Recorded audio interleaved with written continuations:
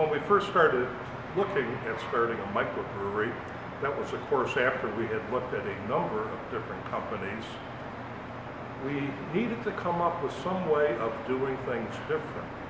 At the time, every single brewery had very large brew houses, and they brewed once a week or so. So we set up a very tiny brew house, about 5 barrels or less when we were looking at it, instead of the typical 15 barrels.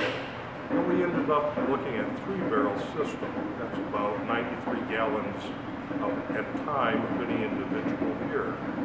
And the idea was, as we were doing it, to make everything in incredibly tiny batches so that we could hit the variety and make a vastly higher quality by being able to control all of the parameters. Things like temperature of the mash kettle, exactly the right kind of sugars that would be created, to do all of those items that we could to make the beer come out exactly as it should. Since we were looking at making every beer sub-style made in the world, we were very careful to make sure that we made that beer exactly as that beer would have been made when that sub-style was most popular. So if we were to do something in an 1850s arrangement, we would make it as they would have made it in 1850. All of our equipment is designed to brew in a different way.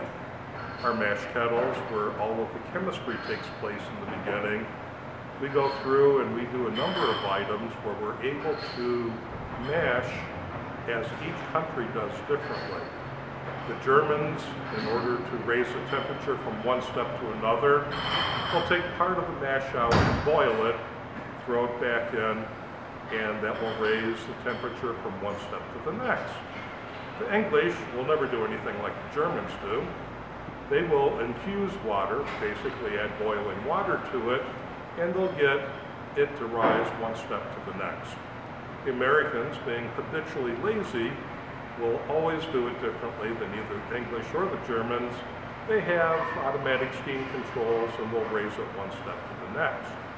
Whatever the beer is that we're making, we want to do it as it would have been done in that country, because it tastes different when you do it differently.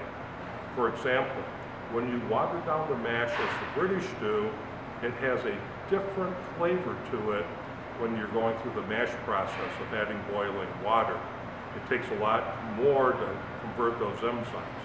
When you do it as the Germans do, you end up with brand new compounds being formed. Things like melanoidin and other compounds that are in it because you're boiling part of the grain and the water and then putting it back in.